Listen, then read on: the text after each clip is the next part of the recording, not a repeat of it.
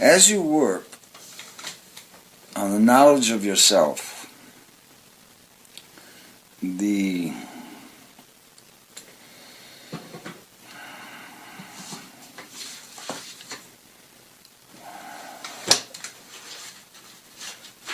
appropriateness of your posture begins to be understood in the flesh. The bones are a requirement to hold a particular electrical frequency, which establishes a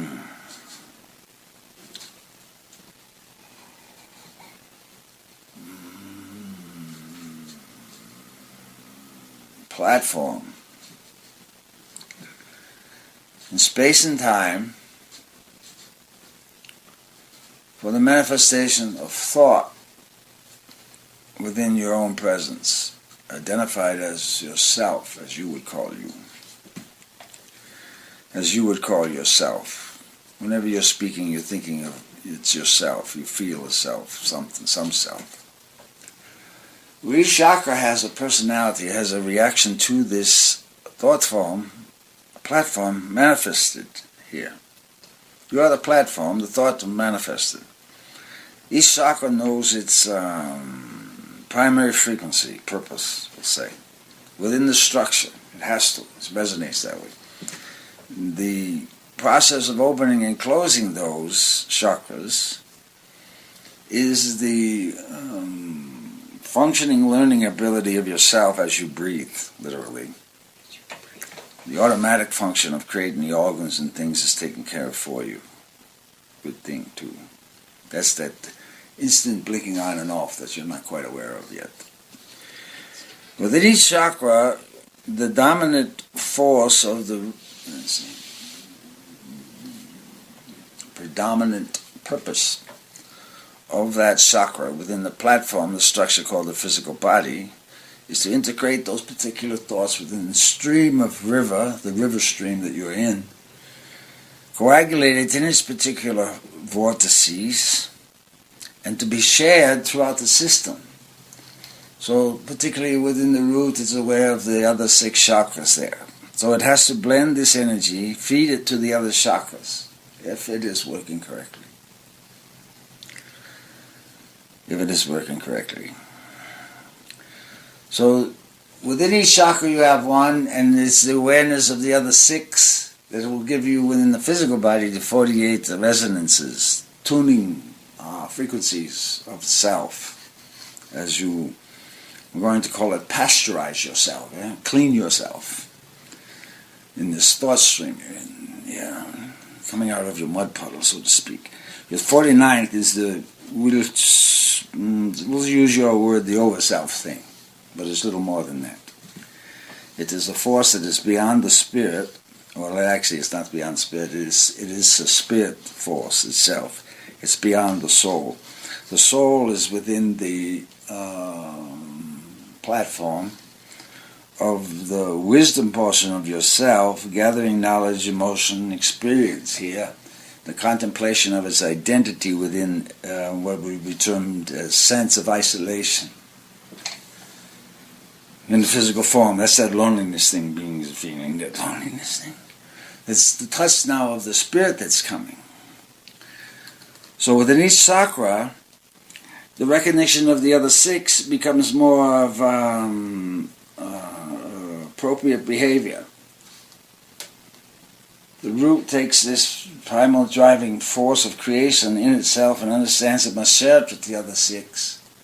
So it calls the force of the other 6 above it down. As you do when you pray within the body, you pray to God out there, you say, be around you, that force is always around.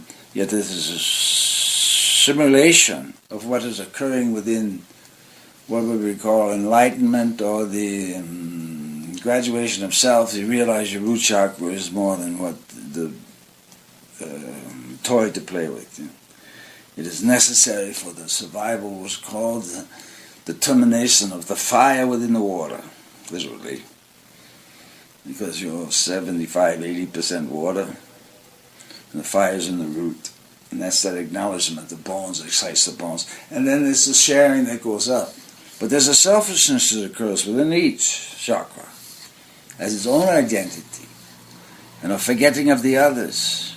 And it's not until you move up into the solar plexus area, where this force starts, this is your graduation thing as you move from chakra to chakra. You've collected 6 personalities there, and the root, it understands the others, brings it up to the navel. The navel has to integrate this now, the wisdom of the root that is integrated with the 6. And so you become understanding of your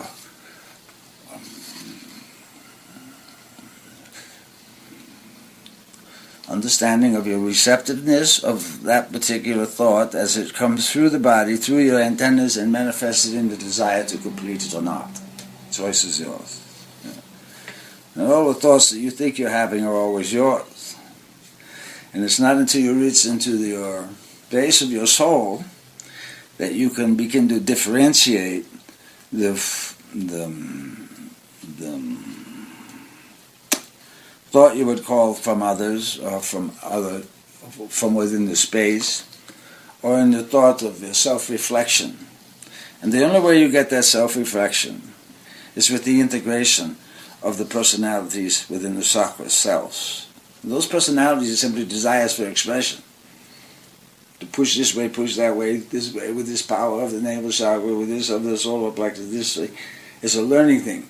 You back up into yourselves now. And what you really should be doing is you bring your personalities in each, because you all have them. You know where they come from.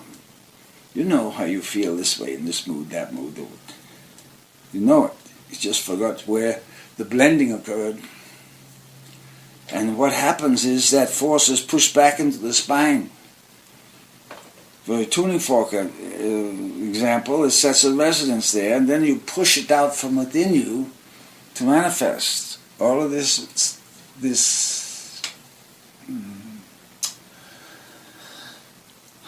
colors will say desires pushed out and come back at you. But what you do now is you go through the flesh. That's why you beings are carrying too much weight. You've got to you're carrying, humanity's done it in an appropriate form to be supported by this next force. This next force is really a force that supplies life through the breath. So you chew the breath, literally. Actually, it's a spiritual force you're learning to work with now. And you're feeling it now around your fingers and your hands. It's a very lighter force, very much. It wants to integrate into the 7 chakras now. So the chakras now should have been trained, actually, by this time, most certainly. But they haven't been. Because you forgot yourself. You're so much worried about what everyone else says or does or thinks or something. And you forgot what you are about, what your importance is. It's been a neglect of the spiritual forces within the self that is causing all these difficulties. And a lot of it, when it moves up to what you call the thoracic area here. And it becomes a contest between the thought that comes in, the mental process in the brain here that kicks off a thing, I could say this, yet the soul force within the chamber, which is the rib cage, literally what is it? Tesla cage, isolate cage. And you're within that, managing very high frequencies, and to distribute very quickly too, as an automatic function there, because the soul knows how to place these little blocks within this pyramidal structure so it stays in the center. Discordant frequencies cause you to accept thoughts coming from here, above you, most likely, but pretty much now coming in from the right side, downward at an angle. And that is the angle of the doubt, the questioning. So the questioning is when those energies come in from your top right-hand side, comes in, back it up. Stop it first. Reflect on your moment in time where you are, And did you get to this point without leaving something undone back there? Because that's what doubt will do to you, pull you back to get back into a place of something not done correctly. That's the challenge coming down from above now. And it's not you, and it's not one that's influencing you in what you call a positive manner to support you. This is where the 7 within yourself now need to be unified. You get your 48 entities there, energy forces, emotional feelings, and you center it in one they call the line of light. The line of light, LVX. And if you center that, the chakras already know that because that's what they came. That's what they knew how to do. That's what they were looking forward to do. The flowering, blooming of it in all space. And then you learn how to back it up into the spine, where the chakras come out of actually. You push forward. You learn to back it up, yet keep them open, and then you move into a light, you become light. That's what you do. You learn how to breathe into the 7 chakras. Knowing there's 48 personalities down there, you got to calm everybody down. They're yours. You know exactly who they are. You know exactly how they react in certain situations. You know why they react that way. You trained it. Now, you retrain it. You retrain yourself with your breath, appropriate thought first, God above all things. Put any name you want on it. It actually should be not a name. You're thankful for the space, which is called the grace and mercy, actually, of the Father. In your world, you have rate times speed is equal to distance. The speed is a limiting thing, but it allows you to create the space so the chakras can understand instantaneous reactions within a limited form, which is called the platform of thought, which is you. And that's why you have a name, and that's why you have letters in that name. Because each name is different in the manner that the chakras respond to the vibration of that name as it is sounded within yourself. So your mantra should be your name, literally, through the letters. You sing yourself, which is what you're trying to do as you're walking in your world. Your chakras are really trying to sing what is called the blessings, or in the greater framework it's called the glory, because everyone has it. You're just letting others take it away from you, but then you don't have it. And it's the unification of these 7 balls of light within you, the chakras. And then when it is done, you'll have an opening. And there'll be a black sword on one side and a white wand on the other. White wand over here, black sword there. The chakras are in perfect line as balls, open, clear, and you have your power. You know what it is, because it is recognized not only by you, but everyone around you. Because it is seen and felt. And it's not to dominate others. It is so your life force becomes a dominant life force within you. The fear goes. The fear goes. You understand what death is, what it is called the knot of existence in your concepts, yet it is much more than that. Much more than that. It is the opening of you realize you're not dead. And when that realization occurs, that the fact is that you become more aware that you've got clinical tools, clinical, meaning in the healing aspect, instantaneous healing within the physical form, because each force within the chakra has its own identity. It is its own self. It knows what to do in there. And the combination, the blending of it, the realization that you have other personalities above you that need to be integrated. Not one more dominant, is more refined in a manner. It's more precise. It's an accurate tool. It's like a micrometer in measurement of energies and a reflection of your divine force within any space and time, anywhen. Because you have the knowledge of what you're doing with your tools. All of them. And you realize that you have 10 fingers and 10 toes for a reason, for another reason. Totally another reason. Because the fingers and toes, if you start applying yourself, you'll start moving them and you'll see the effects in a different chakra. It basically keep going to get your meridian straight, but it's much more than that.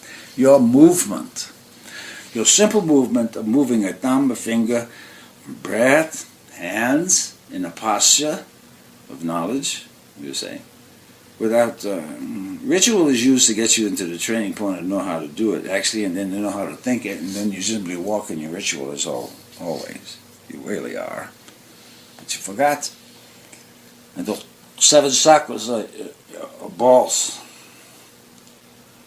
and they line up. And what is going to happen in this world as this thing starts going on, these chakras, which will say the lower 3, are going to start organizing out here. In front of you. Yeah, because everybody wants. The soul forces, these ones are going back up. Soul wants to see wisdom and experience. The throat is beginning to learn that it is a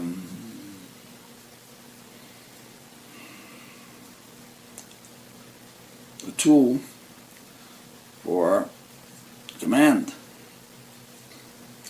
So it'll start not wanting to say things if it's coming from another direction. It knows it's going to take its orders from within here. Your divine force, your soul force that was designed to capture the emotion here for wisdom and understanding, and which is going to expand open more now and understand how the Spirit created it, how it was called, actually, called forth and sent forth. Most of those secrets are kept within the pelvic area, in the root chakra. It's your cauldron to boil the water, to release the God presence within yourself. That's why fluids are important. Fire's in the water.